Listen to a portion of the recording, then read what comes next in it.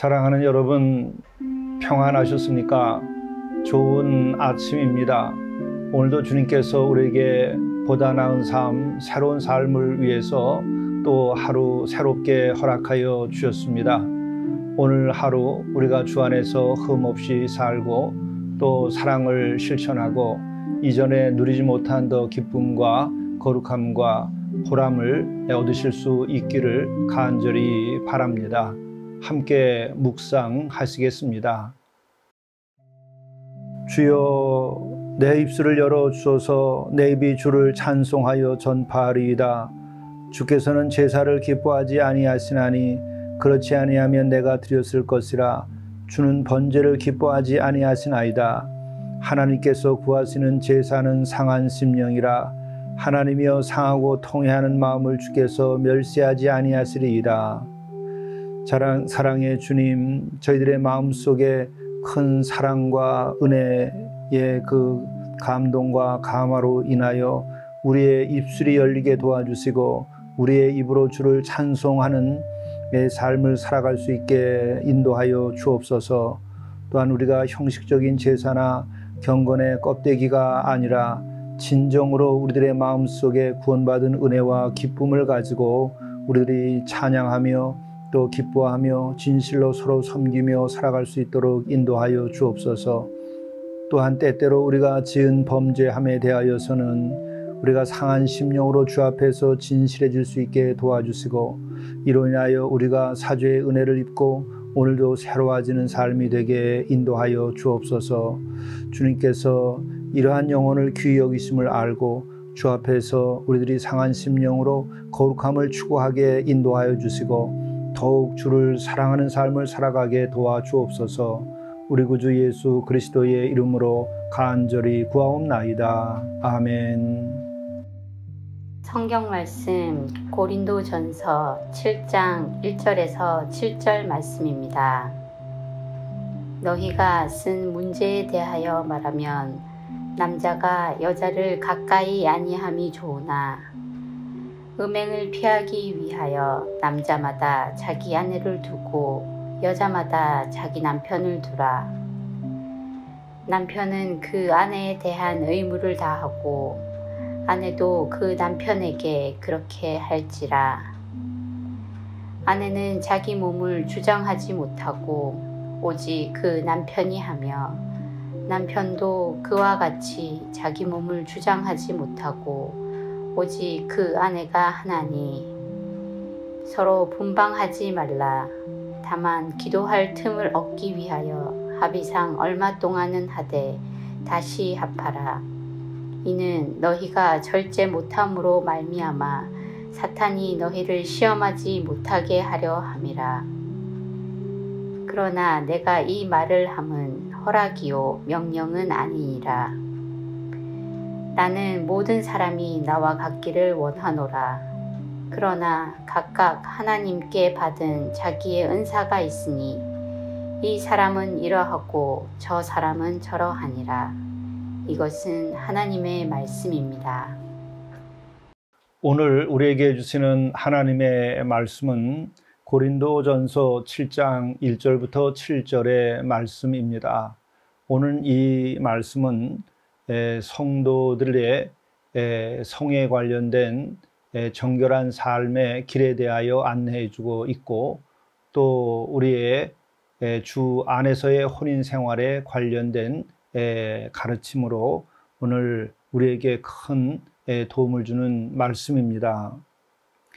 내가 쓴 문제에 대하여 말하면 남자가 여자를 가까이 아니함이 좋으나 음행을 피하기 위하여 남자마다 자기 아내를 두고 여자마다 자기 남편을 두라. 오늘 이 말씀을 있는 그대로 생각해 보면 남자가 혼인을 해서 아내를 두고 아내가 혼인을 해서 남편을 두는 일이 음행을 피하기 위해서 그렇게 해야 하는 제한된 의미로서 이렇게 들리기도 합니다. 그러나 이것은 혼인 자체에 대한 통합적인 전체적인 가르침을 주는 것이 아닙니다. 오늘 음행과 혼인에 관련된 부분은 바로 그 음행에 관해서 지금 말씀하는 가운데에 이 음행의 문제를 해결하는 방법으로서 혼인을 이야기한 것이지, 혼인 자체에 대한 의미와 가치를 말하면서 또 혼인 자체에 대한 하나님의 섭리에 대하여 말하면서 그 전부가 음행을 피하기 위해서 남녀가 혼인을 한다 하는 그런 의미는 아니라는 뜻입니다. 바로 1절 앞부분에 나오는 것처럼 너희가 쓴 문제에 대하여, 그렇죠, 앞에서 음행에 관련된 문제를 지금 취급하고 있으며 그 문제를 해결하는 하나의 합법적인 방법, 또 하나님의 창조 섭리로 주어져 있는 그 방법 안에서 해결할 수 있는 길이 있다. 그것은 혼인하라 하는 것이죠. 그러면 혼인을 한 다음에는 어떻게 생활해야 되는가에 대해서 말씀하고 있습니다. 남편은 그 아내에 대한 의무를 다하고 아내도 그 남편에게 그렇게 할지라. 아내는 자기 몸을 주장하지 못하고 오직 그 남편이 하며 남편도 그와 같이 자기 몸을 주장하지 못하고 오직 그 아내가 하나니 서로 분방하지 말라. 자, 이 말씀은 무엇입니까? 일단 혼인을 하게 되면 남편과 아내에게는 책임과 의무가 발생하게 됩니다. 일상적으로 책임과 의무에 대한 것은 우리가 의식주를 함께 협력하여서 해결하고 또 우리가 자녀를 낳아서 잘 양육하여 키우고 또 집안의 가문의 어떤 신앙적 전통을 잘 이어가는 것들, 이와 같은 것들이 혼인한 남녀가 책임져야 할 일들이죠. 그런데 그 가운데에서 이렇게 성에 대한 의무가 있다 하는 것을 말씀하고 있는 것입니다. 한 남자와 한 여자가 혼인을 하게 되게 되면 그 서로 간에는 성에 있어서 서로에게 속하여 그것은 배타적 성격을 띠게 되는 것입니다. 그것은 남자는 여자에게, 여자는 남자에게, 곧 남편은 아내에게, 아내는 남편에게 속하게 되며 그것은 둘만의 관계로 유지되어야 하는 것이죠. 이렇게 두 사람만의 깊은 사랑의 교제를 이루어야 하는 것이죠. 5절 말씀입니다. 서로 분방하지 말라. 다만 기도할 틈을 얻기 위하여 합의상 얼마 동안은 하되 다시 합하라. 이는 너희가 절제 못함으로 말미암아 사탄이 너희를 시험하지 못하게 하려 함이라. 혼인을 하게 되면 분방하지 아니하고 함께 한 방에서 생활을 하는 것이 바람직합니다. 그렇게 하지 아니할 때에 혼인을 했으면서도 서로 간에 남남처럼 되는 수도 있을 수 있습니다. 그렇기 때문에 오늘도 이렇게 말씀하고 있죠. 사탄이 너희를 시험하지 못하게 하기 위해서 서로 분방하지 말라고 하는 것입니다. 이것은 혼인한 이들의 책임이기도 하고 또 하나님께서 혼인을 하게 한 까닭은 무엇입니까? 그것은 홀로 있는 것이 보시기에 좋지 않아서라는 말씀을 하고 있습니다. 이것은 한 영혼의 육신의 일만이 아니라 그의 영과 혼과 육 모든 것을 두고 하신 말씀이라 저는 이해합니다. 그렇기 때문에 혼인을 해서 남과 여가 하나가 되었을 때에는 그것은 육체적인 일만이 아니라 그의 영과 혼, 곧 그의 마음, 이것이 몸과 다 함께 서로가 사랑 안에서 하나 되게 하시는 거죠. 그렇게 서로 하나가 됐을 때에 정서적으로도 서로가 안정을 찾게 되고 또 만족을 얻게 되고 뿐만 아니라 서로가 진정으로 의지하게 되지요. 그렇게 될 때에 홀로 있을 때에 겪는 고독이나 또 두려움이나 외로움, 이와 같은 것에서 극복하는 데 큰 도움이 되죠. 그리고 또한 그렇게 두 사람이 일치가 되어 있는 가운데에서 함께 무릎을 맞대고 기도하고 또 찬양할 때에 그 두 사람의 영혼이 더욱 아름답게 꽃피게 됩니다. 이와 같은 가정이 우리 그리스도인의 가정인 것이죠. 물론 우리가 다 그렇게 누구나 저절로 되는 것은 아닙니다. 그러기 위하여 우리가 예배에 참여하면서 은혜를 입고 또 예배에서도 가족들이 함께 참여하고 그 은혜를 입고 와서 그런 거룩한 기쁨과 또 사랑을 가정에서 가정의 예배를 드리고 식탁에서 기도를 하면서 그런 사랑과 은혜, 그 거룩함 이런 것들을 같이 공유하고 경험해야 됩니다. 이런 것이 가정 내에서 공명이 될 때에 우리는 부부가 남편과 아내, 남과 여가 단순하게 그 몸의 만남이 아니라 영적인 일치에 이르게 되는 것이고 또 하나님께서 가정을 허락하시고 혼인 제도를 만드신 그 깊은 영적 의미를 경험하게 되죠. 이 축복을 누리는 이들이 참으로 복된 것입니다. 그런데 우리는 이러한 그 혼인의 하나님의 창조의 비밀, 영적인 의미 이런 것들을 우리가 알지 못하고 성에 대해서 또 가족 제도에 대해서 성서적이지 않은 세상의 잘못된 그런 가르침 때문에 그 거룩한 사랑의 기쁨과 또 진정한 사랑의 깊은 만남 이와 같은 것을 느끼지 못하고 살아가는 경우들도 있습니다. 이와 같은 위기에서 우리는 가정을 지키고 또 혼인 제도를 지키고 또 서로 진정한 사랑의 의미와 이 경험을 우리가 혼인을 하면서 경험할 수 있도록 신앙 지도를 받아야 되고 또 그 같은 아름다운 가정을 이루고 사는 사람들로부터 우리가 본받아서 함께 살아갈 필요가 있습니다. 성도의 교제 가운데에 하나가 바로 그렇게 아름다운 가정을 이루고 아름다운 사랑을 이룬 남편과 아내의 모습들 이와 같은 것을 또 경험하는 것이 성도의 교제 가운데의 하나입니다. 그렇게 해서 그리스도의 가정의 향기를 낼 수 있어야 됩니다. 그런데 이와 같은 것을 이루는데 오늘 최저의 수준을 얘기를 하고 있다고 생각됩니다. 서로는 서로에게 속하여 있고 분방하지 않고 서로를 더 진실로 사랑해라 하는 것이죠. 그리고 또한 단 기도할 틈을 얻기 위해서 합의상 얼마 동안은 분방을 해도 괜찮다. 그 외에는 분방하지 말라 하는 것입니다. 좀 더 말씀을 또 예방적으로 드리자면 서로가 다투고 부부싸움을 했을 때에 더더욱이 분방하지 않고 서로가 해결하려고 노력을 해야 됩니다. 그럴 때 등을 돌리게 되면 작은 싸움도 큰 거리를 두게 만들죠. 물론 우리가 그런 갈등이 심할 때에는 때때로 그 갈등이 가라앉도록 하기 위하여 거리를 때로 둘 수도 있을 것입니다. 그러나 그것조차도 우리가 회복을 위해서 그와 같이 노력을 해야지 다시는 너 보지 않겠다라는 그 마음으로 분방을 하고 거리를 두는 것은 굉장히 위험한 일입니다.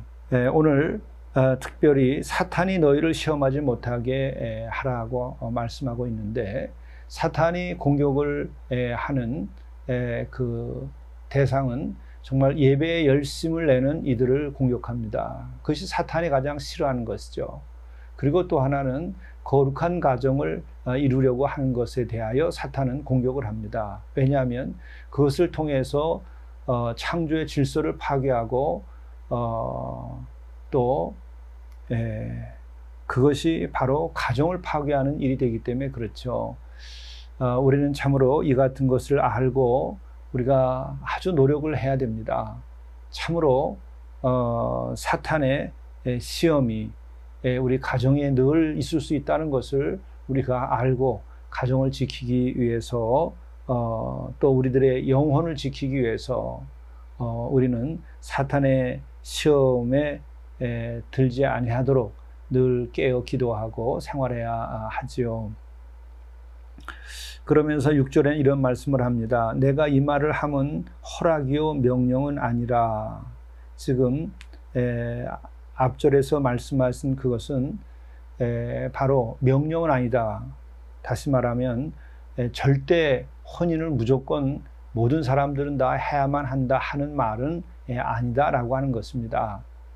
그 다음에 이 말에 대한 해설이 있습니다. 나는 모든 사람이 나와 같기를 원하노라. 바울은 주를 위하여 독신의 삶을 살았죠. 그것은 자기가 원하는 바이지만 그러나 어떻게 해야 되느냐? 각각 하나님께 받은 자기의 은사가 있으니 이 사람은 이러하고 저 사람은 저러하니라. 혼인에 있어서도 마찬가지라는 것이죠.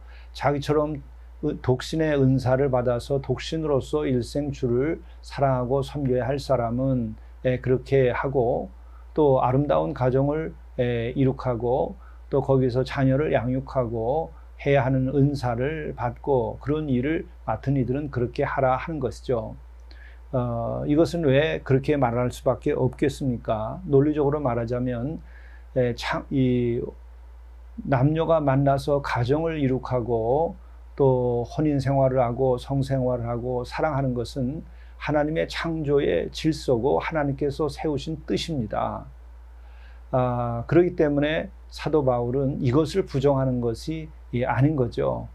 하나님께서는 남녀가 홀로 있는 것보다는 함께하고 함께해서 영과 혼과 육 이 모두가 다 하나가 되어서 서로 사랑하며 정서적으로도 안정을 찾고 또 우리가 생활하는 데에서도 서로 도움이 되고 협력하고 그리고 또한 이것을 통해서 아주 중요한 것은 자손을 낳아서 이 땅의 창조의 질서, 생명을 계속 이어가는 일을 하도록 하나님께서 세우신 제도이죠. 이 제도는 창조의 섭리에 속하는 제도입니다. 그렇기 때문에 남과 여가 만나서 가정을 이루고 혼인하고 자녀를 낳고 생명을 이어가고 또 그 과정에서 한 영혼과 또 한 영혼이 안정을 찾고 행복을 느끼고 기쁨을 누리고 뿐만 아니라 그 가운데서 또 자녀들도 가족들이 안정을 찾고 행복하고 복되게 살 수 있도록 그 가장 기본의 그 섭리요 또 제도가 가정인 것이죠. 그래서 이것을 사도 바울이 부정하는 것이 아닙니다. 이것은 여전히 유효한 것이죠. 그러나 단 주의 나라와 그 의를 위하여서 독신으로서의 삶을 사는 것도 자기는 은사에 따라서 합당하다고 생각한다. 이 얘기를 하는 겁니다. 그러므로 전체적으로는 가정의 소중함과 또 남녀가 함께 만나서 가정을 이루고 또 그 행복하게 서로가 살고 그리고 서로가 서로를 성에 대하여서도 책임과 의무를 다하고 이렇게 해서 정결하게 생활을 해라. 주 앞에서 정결한 사랑을 이룩해라. 또 그러한 가정을 만들라. 또 이로 인해서 창조의 질서도 보존하라 하는 말씀이 이 오늘 말씀 가운데 기본적으로 깔려 있는 가르침이라 생각합니다. 그리고 또한 오늘 이 고린도 교회에서 일어난 문제를 해결하는 방법으로도 오늘 이야기하고 있는 것이죠.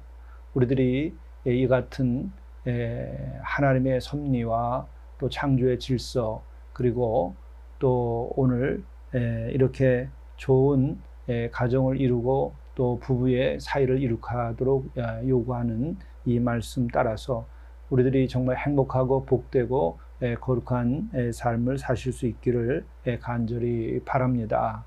기도하시겠습니다. 남편은 그 아내에 대한 의무를 다하고 아내도 그 남편에게 그렇게 할지라. 아내는 자기 몸을 주장하지 못하고 오직 그 남편이 하며 남편도 그와 같이 자기 몸을 주장하지 못하고 오직 그 아내가 하나니. 사랑의 주님, 진정으로 하나님께서 주를 사랑하시고 주께서 하나님을 사랑하듯이 우리가 그 거룩한 사랑을 본받아서 가정에서도 아내와 남편이 서로 진실로 사랑하고 또 서로가 서로 책임을 다하는 삶을 살아가도록 인도해 주옵소서. 이것이 억지로 강제력으로 되는 것이 아니라 진정 성령의 충만한 은혜와 인도하신 가운데에서 서로 사랑하고 섬기는 가정, 부부가 되도록 인도해 주옵소서. 우리 구주 예수 그리스도의 이름으로 간절히 기도드리옵나이다. 아멘.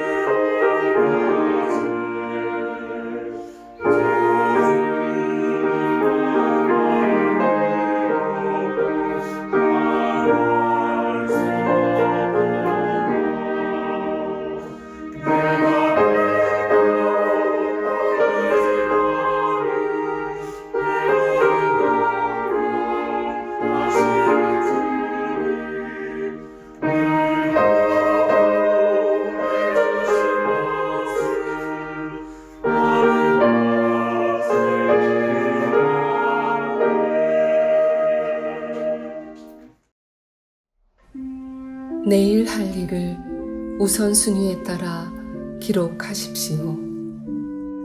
기록한 글 위에 손을 얹고 기도한 후 잠을 청하십시오. 주께서 꿈속에서 지혜와 영감을 주실 것입니다. 또한 쫓기지 않는 경이롭고 여유로운 아침을 맞이하게 될 것입니다. 묻 지혜로운 믿음의 성공자들이 이 삶을 살았습니다.